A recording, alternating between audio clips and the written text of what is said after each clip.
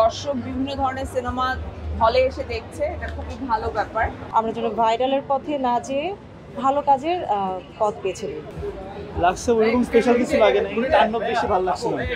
Cinema দেখলেন? হ্যাঁ, নীলচক্র কেমন লাগলো? ভালো লেগেছে। বিভিন্ন ধরনের সিনেমা এখন বাংলাদেশে হচ্ছে এবং দর্শক বিভিন্ন ধরনের সিনেমা হলে এসে দেখছে, এটা খুবই ভালো ব্যাপার। আর সবাই অনেক কষ্ট করে আসলে একটা ফিল্ম তৈরি করে, তো সেই কষ্টের মর্যাদাটা আসলে অডিয়েন্স যখন হলে আসে তখন তাকে দেয়া হয়। তো আমি খুবই খুশি যে আসলে অডিয়েন্স হলে এসে সিনেমাগুলো দেখছে, সবগুলো সিনেমাই আলাদা করে দেখছে। জানি না, আমার ধারণা আগেও ছিল হয়তো, বাট আমার যেহেতু এইবারই প্রথম সিনেমা রিলিজ হয়েছে, তাই আমি এইবার তো দেখছি যে সবাই সবাইকে সাপোর্ট করছে, সবাই সবার সিনেমার জন্য উইশ করছে। তো আমার কাছে তো জিনিসটা ভালোই লাগছে, ভালো লেগেছে। এটা একটা আলাদা ধরনের গল্প, এটা বলার চেষ্টা করেছে, গল্পটা বলতে পেরেছে। ওয়ালটন আবারও মিলিনিয়ার অফারে ওয়ালটন ফ্রিজ কিনে আপনিও হয়ে যেতে পারেন মিলিয়নিয়ার। মিলিনিয়ার ছড়াছড়ি দেশ জুড়ে, এটা শুধু ওয়ালটনই পারে। ভালো লেগেছে, আসলে সমাজের বাস্তব বিষয়গুলো তুলে ধরা হয়েছে।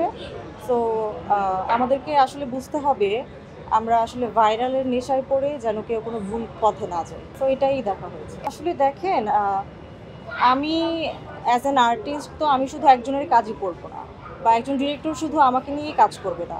আমরা ঘুরিয়ে ফিরে বিভিন্ন ধরনের কাজ করব, বিভিন্ন ডিরেক্টরের কাজ করব, ডিরেক্টররা বিভিন্ন আর্টিস্টদেরকে নিয়ে কাজ করবে। সো ভালো কাজের পাশে আসলে আমাদের থাকা উচিত, সো এজন্যই আসলে থাকা। মন্দিরাকে খুবই সুন্দর লেগেছে, মিষ্টি একটা মেয়ে।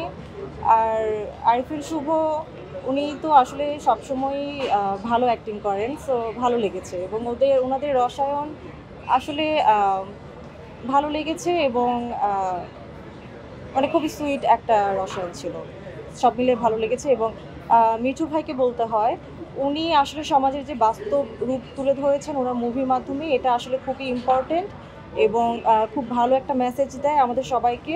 আমরা যেন ভাইরালের পথে না যেয়ে ভালো কাজের পথ বেছে নিই। কেমন লেগেছে? খুবই ভালো লেগেছে, থ্যাংক ইউ। কেমন লেগেছে? কেমন লেগেছে? আপা কেমন লেগেছিল? আপা কেমন লেগেছিল?